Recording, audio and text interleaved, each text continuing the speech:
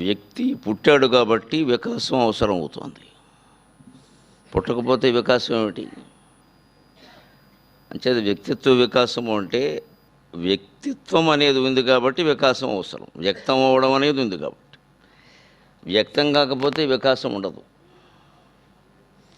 మూల ప్రకృతి అవ్యక్త వ్యక్తావ్యక్త స్వరూపిణి అంటారు లలితా సహస్రంలో. అమ్మవారు మూలమైన ప్రకృతి, అవ్యక్త, ఆవిడ వ్యక్తం కాదు, కావాలని ఉండదు. కానీ వ్యక్త అవ్యక్త స్వరూపిణి, అవసరమైతే వ్యక్తము అవుతుంది, అవ్యక్తంగానూ ఉంటుంది. అంచేత వ్యక్తమైంది కాబట్టి వికసించాలి. వ్యక్తం కాకపోతే వికసించాల్సిన అవసరం లేదు. ఆ వ్యక్తం కావడానికి మూలమైంది తల్లి కాబట్టి మా అమ్మకి నమస్కారం చేసి నేను సభను ప్రారంభిస్తున్నాను. ఇక వికాసం అనగానే నాకు ఇందాక నుంచి మనసులో గుర్తొస్తున్నవి, ఇంత వికాసం, ఇన్ని పూల వికాసం ఎదురుగా ఉండగా మౌనంగా వికాసం అంటే ఏమిటో తెలియజేస్తుంటే మనం మాట్లాడాలా మళ్ళీ అనిపించింది నాకు. ఇన్ని పువ్వులు ఇన్ని రంగుల్లో ఇక్కడ వికసించి ఉండి మౌనంగా వికాసం అంటే ఏమిటో తెలియజేస్తూ ఉంటే మళ్ళీ వికాసం గురించి మనం గంటలో 2 గంటలు మాట్లాడుకోవడం అవసరమా? సరే, వారు ఇప్పటికే సత్కారం చేశారు కాబట్టి మాట్లాడేయాలి, తప్పదు. మరి బాకీ తీర్చుకోవాలి కదా. అందుకని కవిగా నాకు ఇందాక నుంచి అక్కడ కూర్చుంటే ఈ వికాసం అంతా ఉంది కదా, ఇంకా వికాసం ఏమిటి అనిపించింది. వికాసం మనకంటే ముందే ఒక ముఖ్య అతిథి కాదు, 100 ముఖ్య అతిథుల రూపంలో ఈ వేదికను అలంకరించింది. ఇటువంటి వికాసాన్ని ఎప్పుడు సావకాశంగా ఆనందంగా చూడాలి. అదే నిజమైనటువంటి వికాసం, అదే నిజమైన జ్ఞానం కూడా. అందుకని నేను ఇందాక నుంచి ఓ పక్కన ఓ చెవి ఆ మాటలకు పడేసి మిగిలిందంతా వీటిని చూస్తూ కూర్చున్నా. సరే, చూసి కూర్చున్నాక మిగిలిన వాళ్ళ పరిస్థితి వేరు, నా పరిస్థితి వేరు, నేను కవిని కదా. అందుకని ఓ మాట అనిపించింది.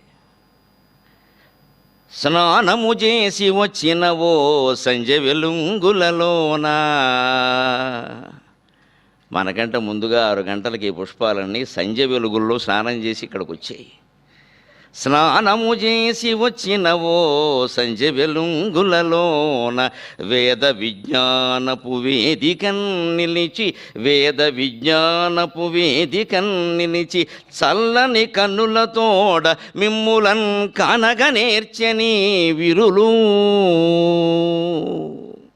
స్నానము చేసి వచ్చినవో సంజ వెలుంగులలోన వేద విజ్ఞానపు వేదికన్ నిలిచి చల్లని కన్నులతోడ మిమ్ములన్ కనగనేర్చని విరులు.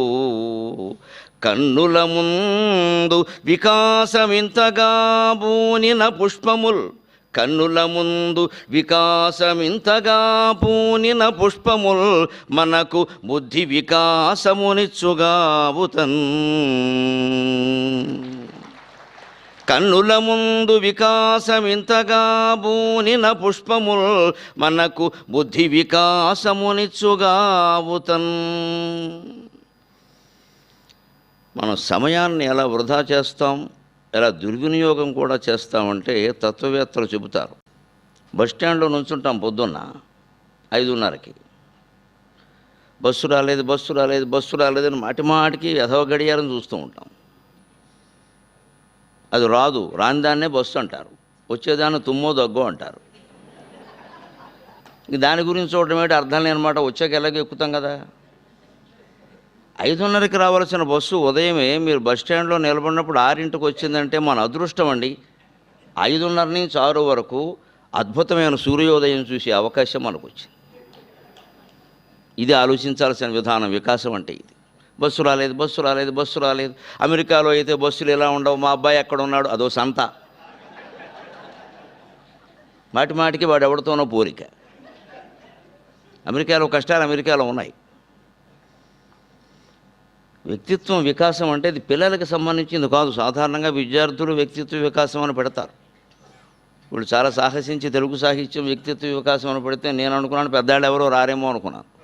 అసలు పెద్దవాళ్ళే వచ్చారు ఎక్కువ. పెద్దవాళ్ళమైన మనకి వ్యక్తిత్వం వికసిస్తే పిల్లలకి వికసిస్తుంది. మనకి వికసించకపోతే వాళ్ళకి వికసించదు. తల్లిదండ్రులు తిట్టుకుంటూ నిద్రలేస్తే పిల్లలు కొట్టుకుంటూ లేస్తారు. అడ్వాన్స్ అవ్వడం ఇంకా అది. మన ముందు భార్యాభర్తలను పొద్దున్న లేవగానే తిట్టుకోకుండా లేవాలి. ఆవిడ చూడడం ఈయనకి ఆనందంగా ఉండాలి, ఈయన చూడడం ఆవిడకి ఆనందంగా ఉండాలి. పెళ్ళి అయిన తర్వాత ఏడాది ఆనందంగానే ఉంటుంది, తర్వాతే ఉండదు వచ్చిన ఇబ్బంది. ఆ తర్వాత ఎందుకు ఉండలేదు? ఇంతవరకు ఉన్న ప్రేమ ఏమైపోయింది? ప్రేమ ప్రేమ అంటున్నారు కదా, దాన్ని ఏమైపోయింది? ఏడాదిలో కరిగిపోయేది ప్రేమ ఐస్ క్రీమా? ఏడాదిలో కరిగిపోతుందా ప్రేమ అయితే?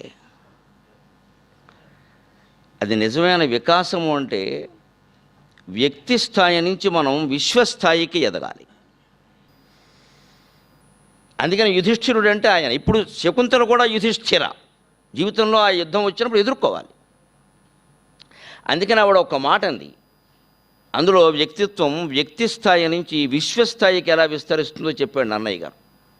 నుతజల్లపూరితంబులగు నోతులు నోరిటి కంటే సునృతవ్రత ఒక బావి మేలు. నుతజల్లపూరితంబులగు నోతులు నోరిటి కంటే సునృతవ్రత ఒక బావి మేలు. మరి బావులు నోరిటి కంటే ఒక్క సత్క్రతువతి మేలు. అయ్యా ఈ సప్లైలన్నీ ఆపేయండి దయచేసి, మరోలా అనుకోవద్దు, ఇవి ఆపేయండి. అంత చల్లగా ఉంది, ఏం పర్వాలేదు, ఆపేయండి. నుతజల్లపూరితంబులగు నోతులు నోరిటి కంటే సునృతం వ్రత ఒక బావి మేలు. మరి బావులు నోరిటి కంటే ఒక్క సత్క్రతువది మేలు. తత్క్రతు శతంబున కంటే సుతుండు మేలు. తత్సుత శతకంబు కంటే ఒక సునృత వాక్యము మేలు చూడగన్. ఇది నన్నయ్య గారి పద్యం. ఆది కవి చెప్పిన ఆది పద్యం చాలు వ్యక్తిత్వానికి. వ్యక్తి తన జీవిత స్థాయి నుంచి విశ్వస్థాయికి ఎలా విస్తరిస్తాడు, అదే వ్యక్తిత్వ వికాసం కదా. ఇది పిల్లలకి ఏమిటండి, పెద్దవాళ్ళకి ఏమిటండి, పోయే వరకు అందరికీ అవసరమే. వచ్చే జన్మ కూడా సక్రమంగా ఉండాలన్నా ఇది అవసరమే, పోయే కూడా తీరిపోయేది కదా ఇది. నుతజలపూరితంబులకు నూతులు నూరిటి కంటే సూనృత వ్రత ఒక బావి మేలు. ముందు నన్నయ్య గారి గొప్పతనం అంతా ఎక్కడుంది, శకుంతల గొప్పతనం అంతా ఎక్కడుంది అంటే సూనృత వ్రత అన్న సంబోధనలో ఉంది. పచ్చి అబద్ధాలాడని పెద్ద మనిషిని పట్టుకుని సత్యమే వ్రతముగా కలిగిన వాడు ఉంటుంది. ఇంతకంటే మేకు వేరే ఏం లేదు, వాడికి దిగింది మేకు అక్కడ. పచ్చి అబద్ధాలు తన ఎదురుగా నువ్వెవరో నాకు తెలియదు 3 రోజుల పాటు ఆ అమ్మాయిని అనుభవించి నువ్వెవరో నాకు తెలియదు అన్న మనిషిని ఆవిడ ఇచ్చిన బిరుదు ఏమిటంటే ఆ మనిషికి సూనృత వ్రత. అది నన్నయ్య గారి సంబోధన. వాల్మీకి రామాయణంలో సంబోధనలు అలా ఉంటాయి. అందుకే ఈయన మహానుభావుడు ఆదికవి ఎంతో ఈ ఆదికవి అంతే సార్థకమైన సంబోధన. రాముడితో పాటు లక్ష్మణుడు అరణ్యానికి వెళ్ళిపోతూ ఉంటే వాల్మీకి అంటాడు అక్కడ సుమిత్రానందవర్ధనక అంటాడు. లక్ష్మణుడు అరణ్యానికి వెళ్ళిపోతున్న సుమిత్రానందవర్ధనక అన్నమాట ఏమిటి? తం వ్రజంతం ప్రియో భ్రాత లక్ష్మణో అనుజగామక స్నేహాద్వినయ సంపన్నక సుమిత్రానందవర్ధనక. రాముడు అరణ్యానికి వెడుతుంటే లక్ష్మణుడు కూడా వెళ్ళాడు. హా అన్నాడు. హా ఏమిటి? సంస్కృతంలో ఇది విచిత్రమైన మాట. తూ హీ చ స్మాహ వై పాదపూరణే ఆ అక్షరాలు గ్యాప్ ఫిల్లింగ్ కోసం వాడతారు, ఊరికే అక్షరాల కోసం. ఎందుకంటే సంస్కృతంలో అక్షరాలు లెక్కలు ఉంటాయి. అనుష్ఠుప్ శ్లోకం అంటే 32 అక్షరాలు ఉండాలి. పైగా అందులో వచ్చిన ఒక విచిత్రమైన నిబంధన ఏమిటంటే ఒక పదం ఒక పాదంలోనే రాయాలి, ఒక పదం సగం పైన సగం కింద రాయకూడదు. అంటే జానకి అన్నమాట సంస్కృత శ్లోకంలో రాయాలి అంటే జానకి అని ఒకే పాదంలో ఉండాలి తప్ప జా పైనను నకి కింద రాయకూడదు. తెలుగులో రాయించాలగా. మరి ఎక్కడైనా ఒక అక్షరం తక్కువైతే ఏం చేయాలి, ఒక అక్షరం పెట్టాల్సి వస్తే ఏం చేయాలి? అందుకే దానికోసం అవకాశంగా ఏం చేశారంటే 6 అక్షరాలు పెట్టారు.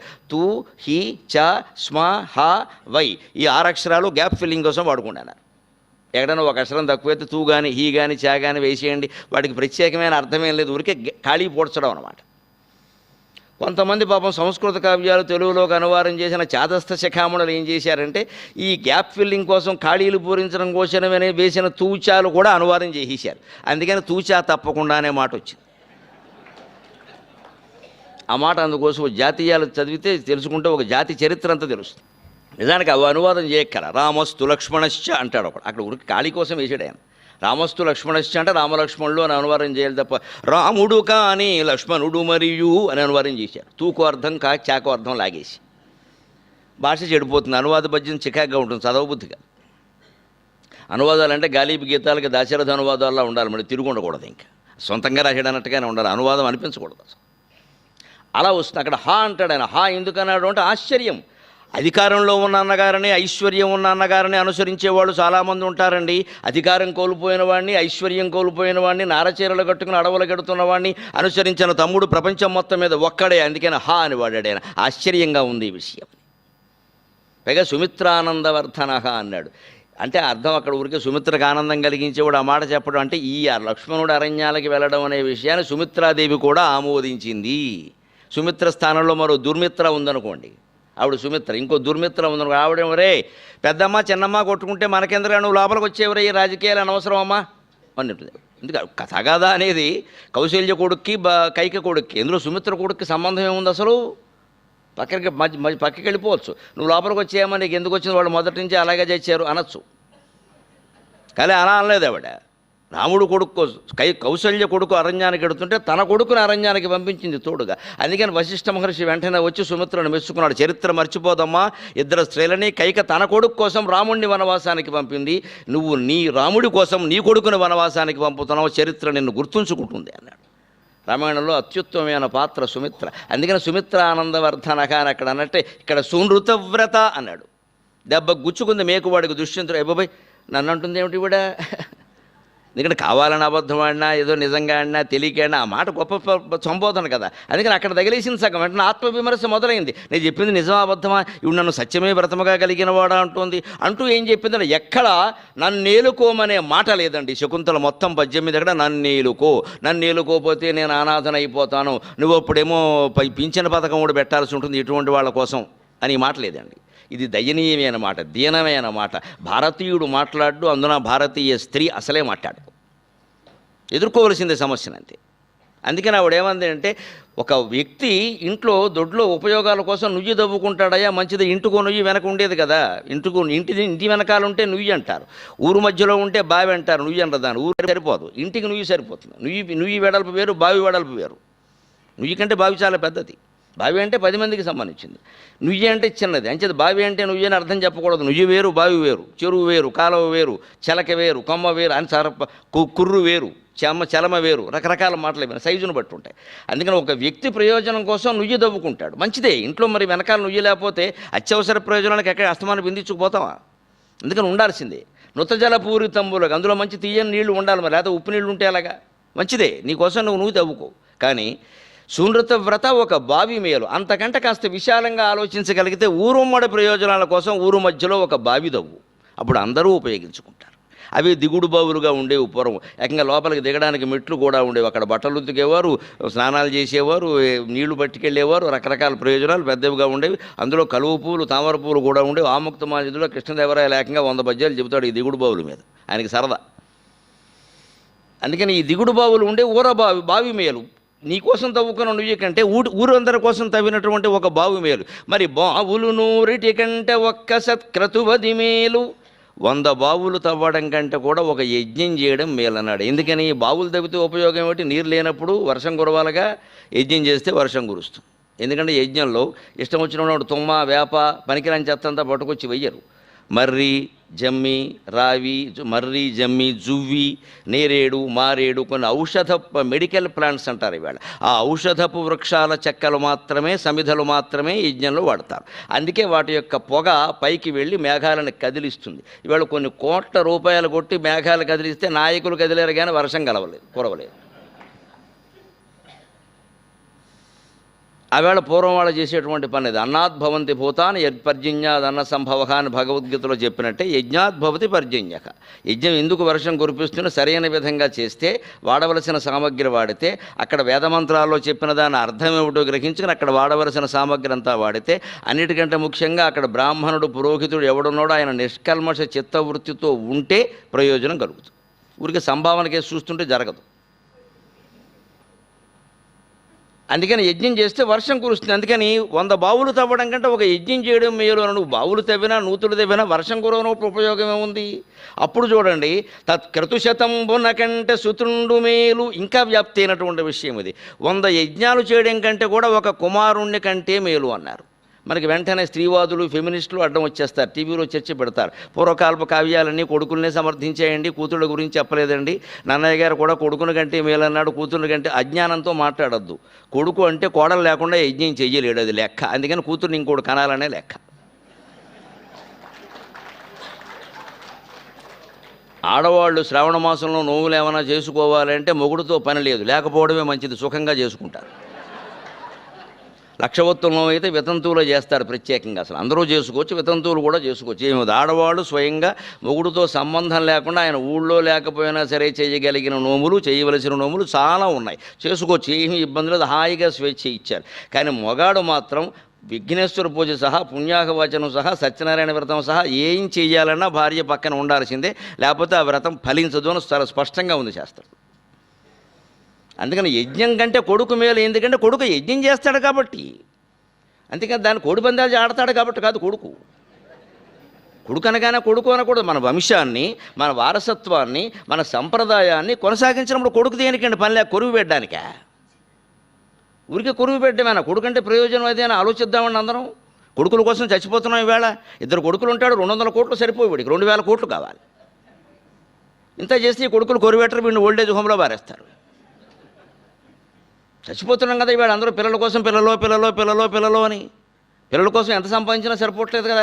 మహాసామ్రాజ్యాలన్నీ వాళ్ళకి రాసిచ్చినా సరే సరిపోవట్లేదు. ముఖ్యమంత్రులు కూడా శుభ్రంగా పిల్లల కోసమే పనిచేస్తున్నారు. 2 రాష్ట్రాలు అలాగే ఉన్నాయి.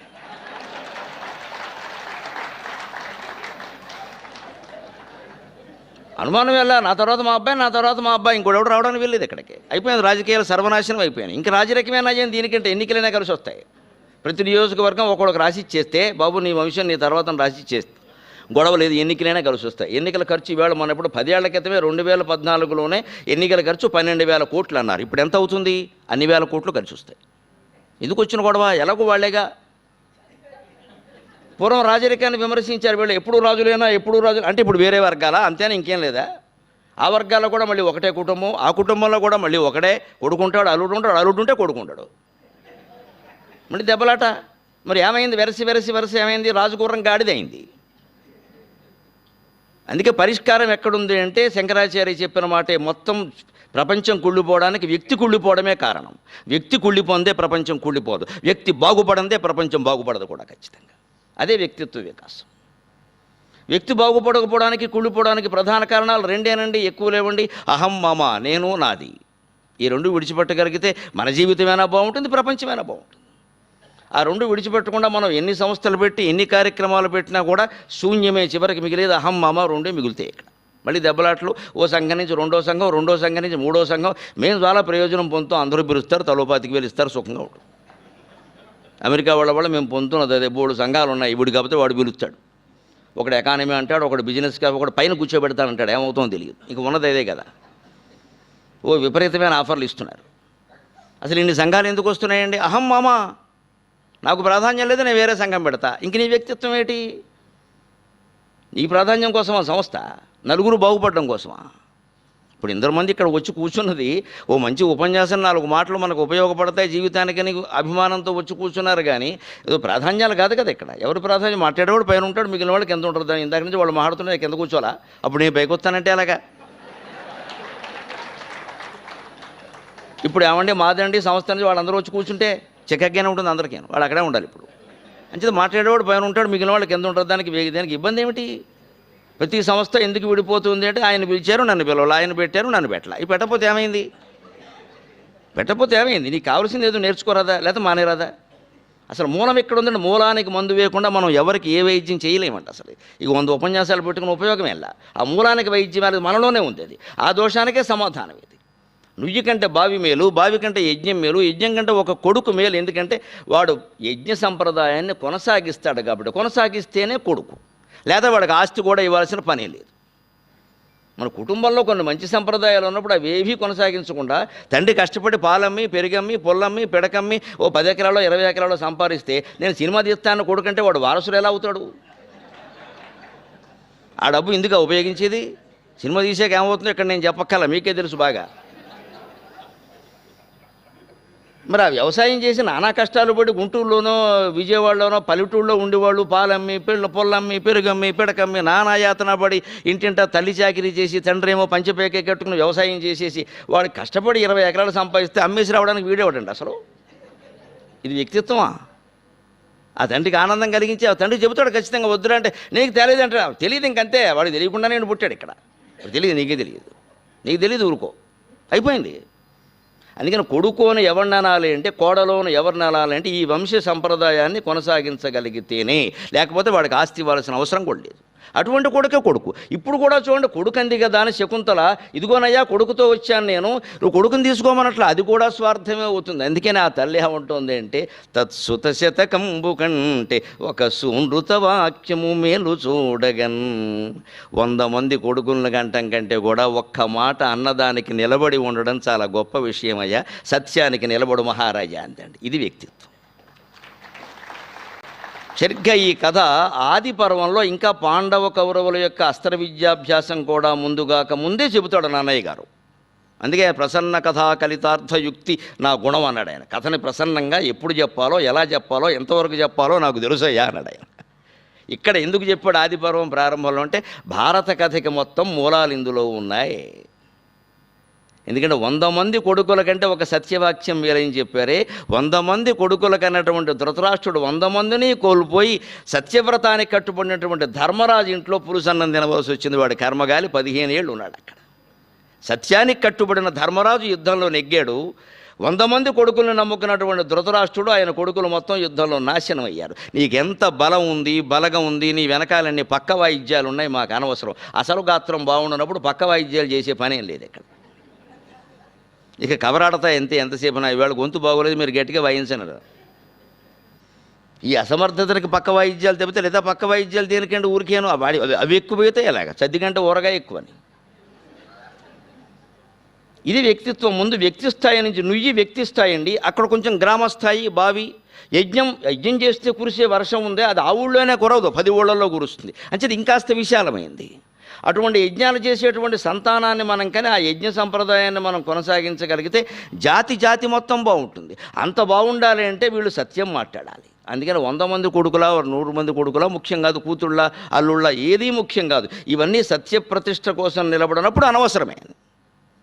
ఇది ఒకటి చాలండి వ్యక్తిత్వం వికసించడానికి. అయితే ఇవాళ మనం చేయవలసింది ఒకటేనండి.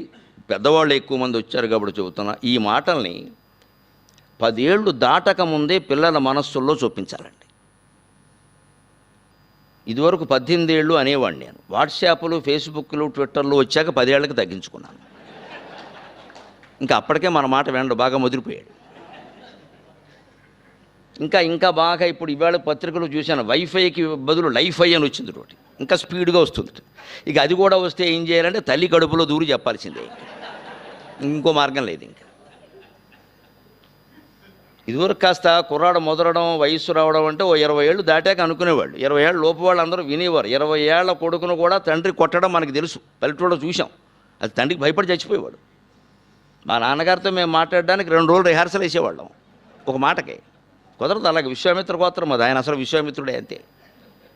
కానీ చాలా పద్ధతిగా ఉండేవాడు.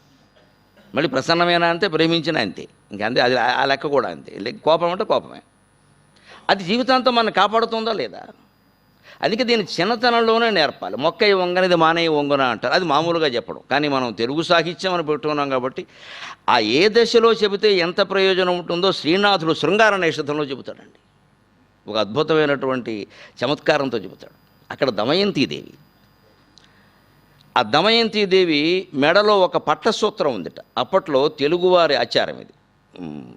భీష్మక మహారాజు రాజ్యంలో మరాఠాలో ఉండే ఆచారం కాదు, తెలుగువారి ఆచారం. కన్యపిల్లలకు సహా ఎవరైనా సరే ఆడవాళ్ల మెడలో ఎప్పుడు ఏదో ఒక దారపోగైనా ఉండవలసిందే, బోసిమేడ ఉండడానికి వీలు లేదు అనేది హిందూ సంప్రదాయం, తెలుగు సంప్రదాయం కూడా. పసిపిల్లకు కూడా. అందుకే పసిపిల్ల పుట్టగానే సహజంగా అమ్మమ్మ గారి ఇంట్లో పుడుతుంది కాబట్టి ఆ తాతగారు, అమ్మమ్మ తండ్రి తాతగారు ఉన్నాడే, ఆయన బాలతొడుగు చేయించేవాడు పిల్లకి. బాలతొడుగు అనేవారు. బాలతొడుగు అంటే ఆ బాలికకి ఆ ఒంటికి సరిపడే ఆభరణాలు ఆయన చేయించేవాడు. అది అమ్మ తండ్రి ఖర్చు.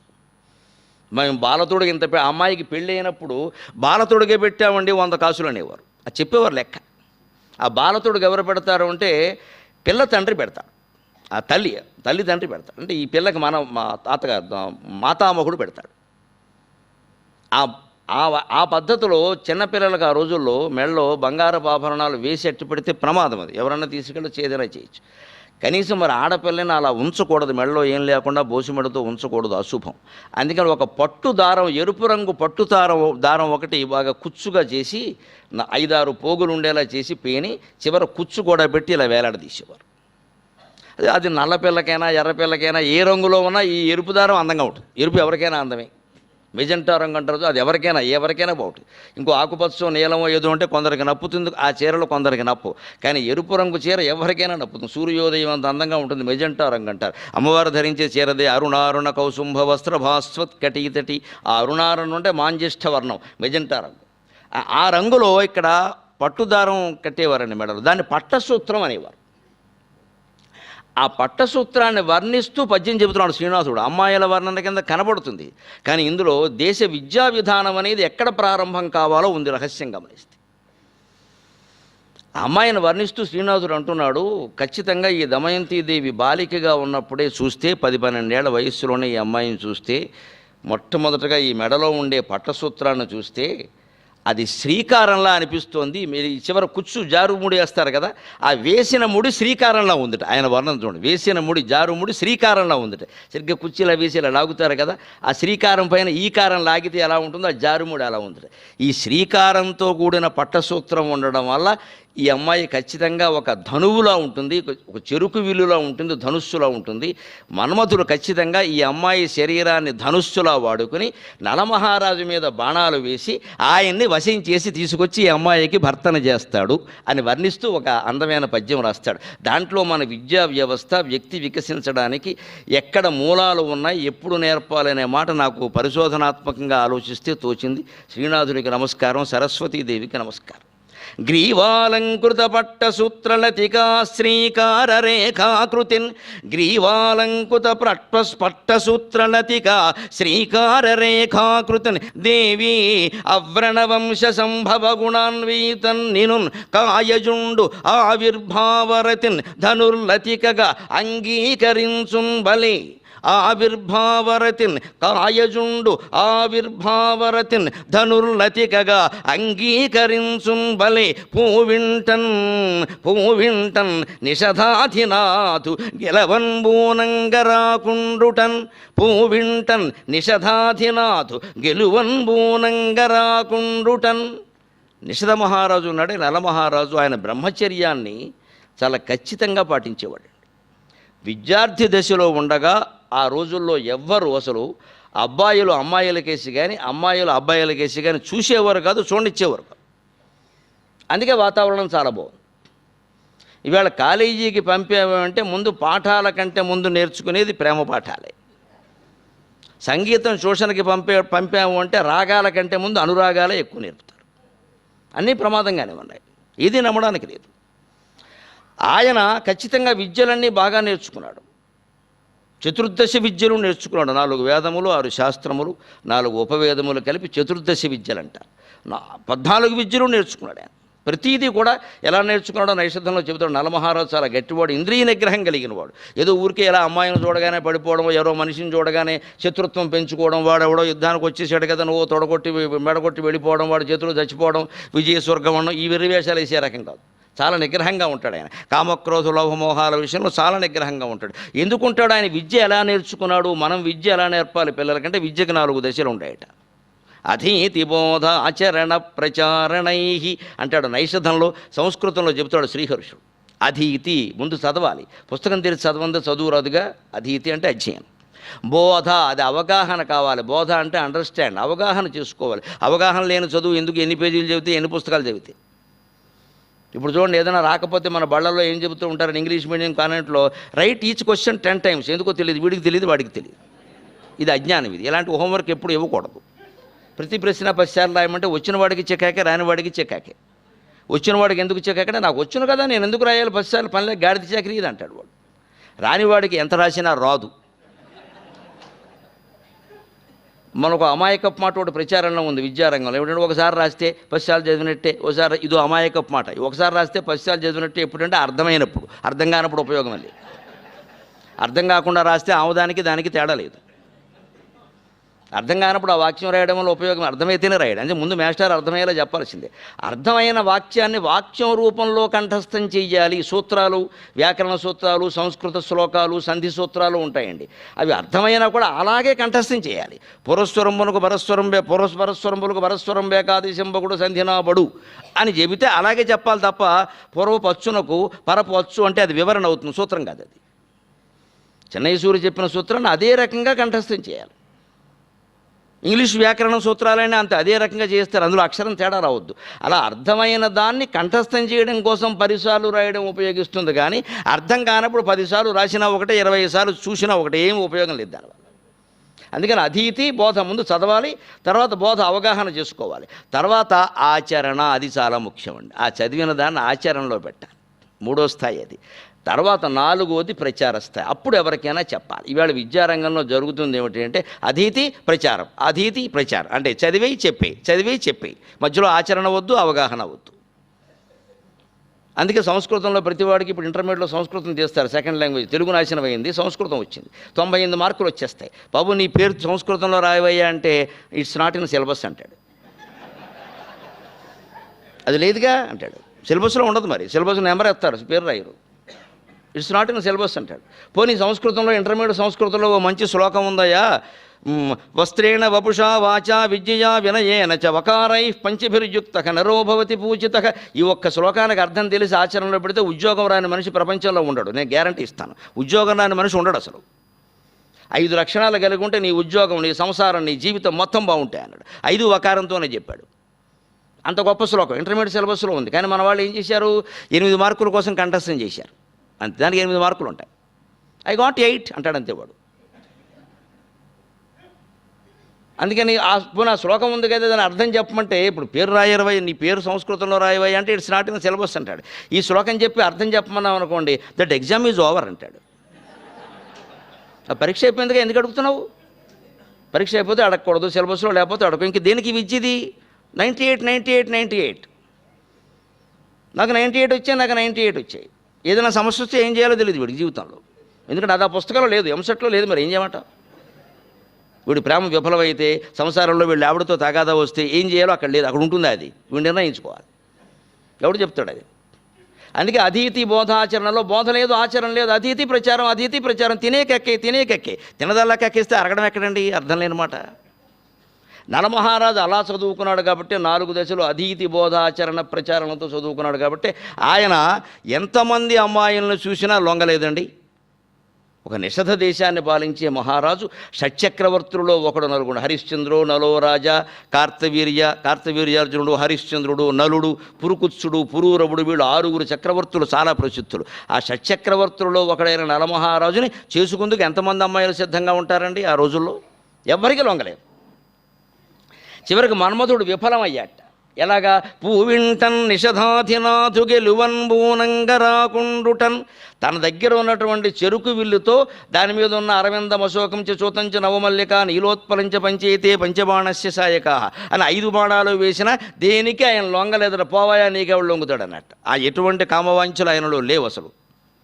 ఆయన లొంగదీయాలంటే జగదేక సౌందర్యమంతా మూర్తీభవించి పుట్టినటువంటి దమయంతి దేవికి మాత్రమే సాధ్యమవుతుంది అని మన్మధుడు నిర్ణయించుకున్న టీవీని చూశాక, అదే అప్పుడు ఆవిడ శరీరం ధనుర్లతికగా ధనుస్సులా ఉందట. ధనుస్సుకు పరుకొచ్చేటువంటి ఈ చేరు వెదురు బద్దలా ఉందట ఆ శరీరం. అందుకని వర్ణిస్తూ శ్రీనాథుడు ఏమంటున్నాడంటే, గ్రీవాలంకృత పట్ట సూత్రలతిక శ్రీకార రేఖాకృతన్.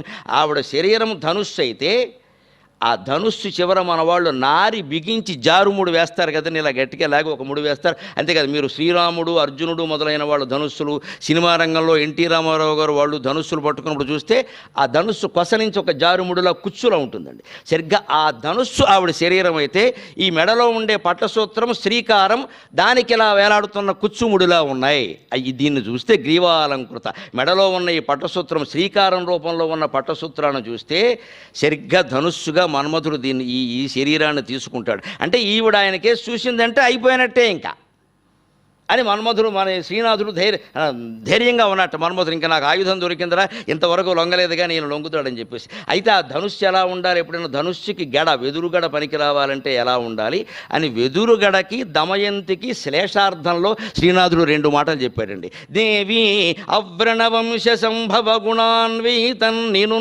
ధనుస్సుగా పనికి రావాలంటే వెదురుగడ ఎలా ఉండాలో ఎవరు నిర్ణయిస్తారు?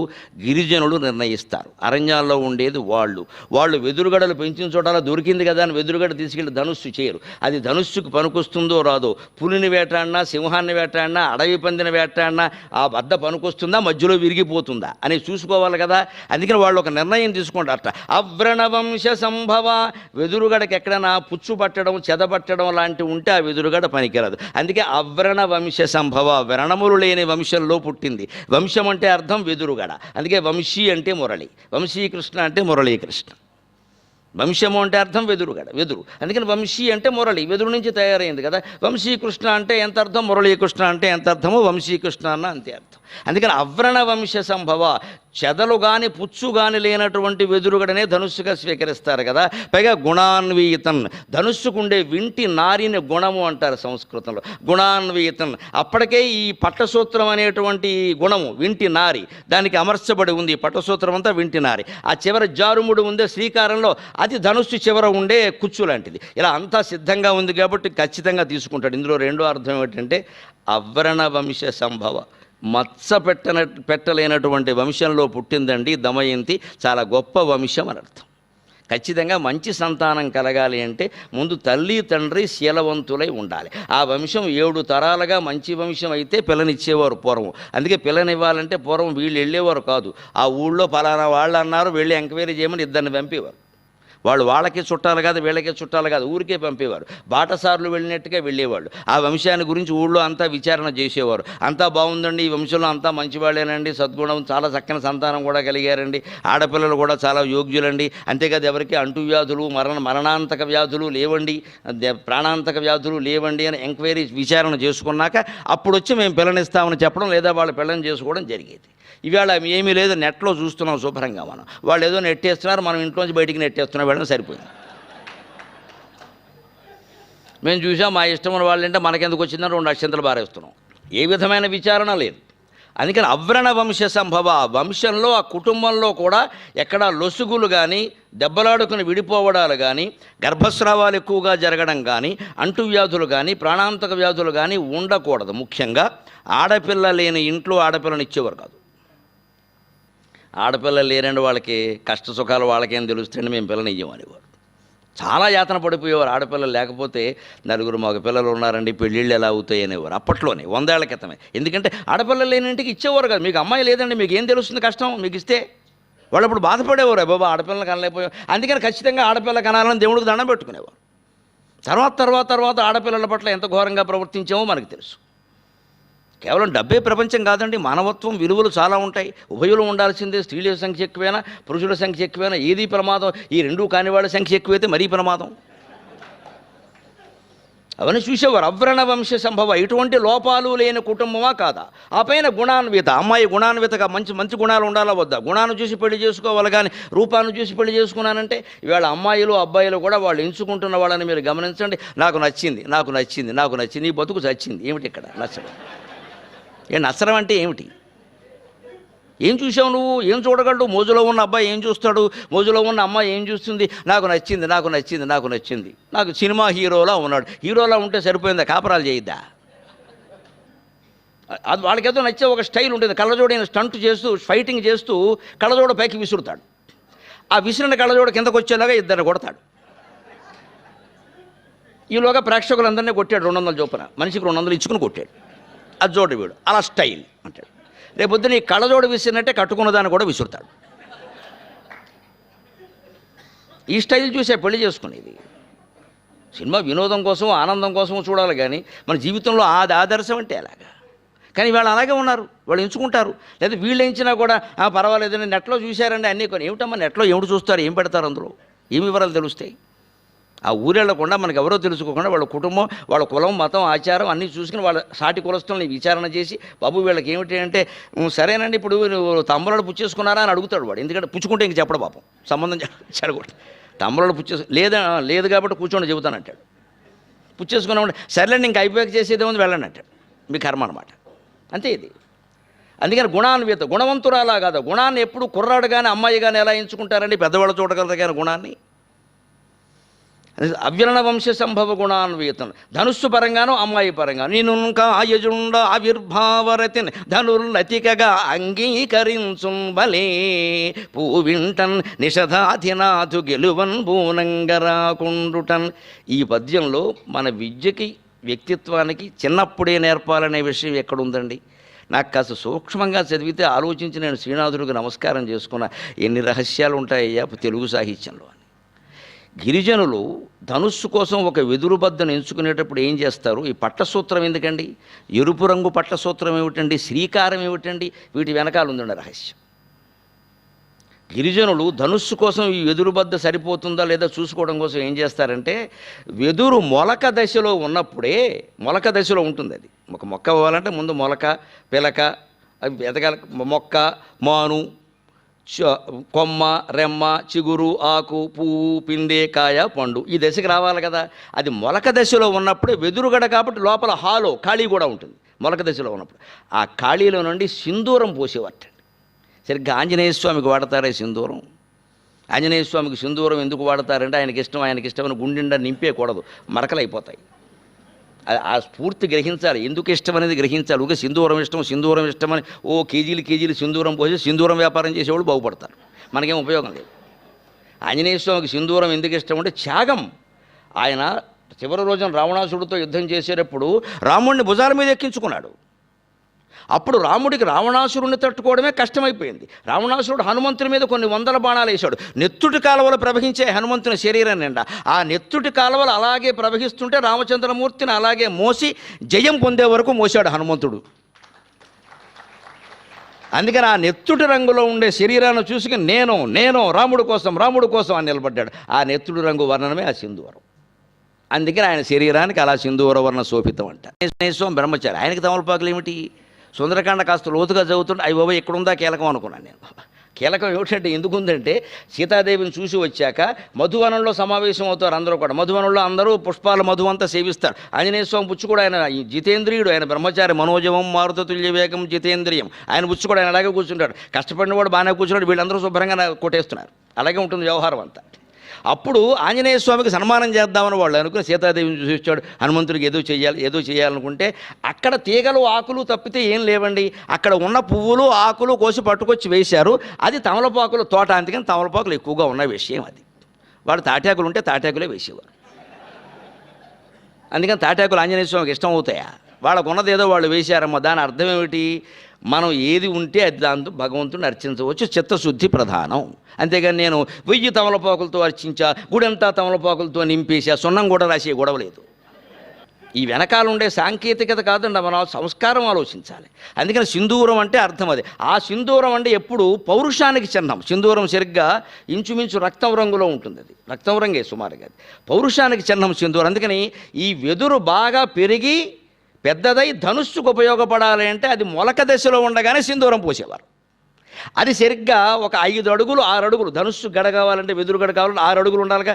మనిషే 5 అడుగులు 6 అడుగులు ఉంటాడు కదా. కాబట్టి ధనుస్సు ఖచ్చితంగా 6 అడుగుల కంటే పైన ఉండాలి. అది 6 అడుగులు ఎదిగినప్పుడు ఏమయ్యేదంటే, వచ్చాక వీళ్ళు చూరే 6 అడుగులు ఎదిగిందిరా సింగ, ఇది పనికొస్తుందో లేదో చూద్దాంరా అని కొడవలతోటి ఆ వెదురుగడకి, లేత వెదురుగడ ఉంది దానికి, ఆ పచ్చి దశలో ఉన్న వెదురుగడికి పైన ఒక ఘాటు పెట్టేవారండి. ఆ ఘాటు కూడా తెలుగు గిరిజనులు శ్రీకారం రూపంలో పెట్టారండి. అది అంటే కింద ఉన్న సింధూరపు వర్ణం పైకి వచ్చిందా లేదా, ఇది సింధూరమయంగా తయారైన వెదురుగడవునా కాదా, ఒట్టిదా, అది తెలుసుకోవడం కోసం పైన ఓ ఘాటు పెట్టి, ఎలాగో ఘాటు పెడుతున్నాం కదా, ఒట్టి ఘాటు ఎందుకు శ్రీకారం పెట్టారు. అమ్మవారి యొక్క బీజాక్షరం కదా, ఐం హ్రీం శ్రీం. అది తెలుగువాడి ఆలోచన, అది హిందువైన వాడి ఆలోచన. ప్రతిదీ మంత్రం, ప్రతిదీ దైవమే. దైవము కానిది లేదు, దైవము కాని మనిషి లేడు, మంత్రం కాని అక్షరం లేదు. పనికిరాని మనిషి ప్రపంచంలో లేడు. ప్రతివాడు దేనికో దానికి పనికొస్తాడు. ఆ దేనికి పనికొస్తాడో చెప్పడానికి ఉపాధ్యాయుడు, కానీ యూస్లెస్ ఫెలో అని తిట్టడానికి కాదు. ఇక్కడ యూస్లెస్ ఫెలో అని తిట్టేయడం అంటే he doesn't know for what he is useful. ఆయన ఎందుకు పనికొస్తాడో ఈయనకి తెలియదు, ఈయన యూజ్లెస్ అని అర్థం. చదువుకు పనికిరాని వాడు ఇంకో దానికి పనికొస్తాడు, దానికేముంది. నేను ఇంటర్మీడియట్ కాలేజీ నిర్వహించిన రోజుల్లో కోపం వచ్చి ఒకరిని కొట్టా. మామూలు కొట్టలేదు, వాడు రోజు కాలేజీకి రావడం, కాలేజీ ఎగ్గొట్టడం, తోటలో తిరగడం, పైగా మామూలుగా తిరగల, మొత్తం అమ్మాయిని వేసుకుని తిరిగాడు. మామూలుగా ఎందుకు తిరుగుతాడు ఆ వయసులో నాకు తెలిసింది. చెదగొట్టాను పట్టుకుని. తర్వాత మన్నాడు వాళ్ళ నాన్న వచ్చాడు, ఏమన్నా మా వాడిని కొట్టారు మీరు, సరస్వతి పుత్రుడిని చేర్పించి. సరస్వతి పుత్రుడు అయితే కొట్టకూడదా అన్నాను. నువ్వు కొట్టబోబట్టే నేను కొట్టాల్సి వచ్చింది అని. విచిత్రం ఏంటో తెలుసునండి, నేను కొట్టాను వాడు చదువు మానేశాడు. కానీ మీకు నేను పేరు చెప్పను, కానీ 175 మంది ఎమ్మెల్యేల్లో వాడు ఒకడు.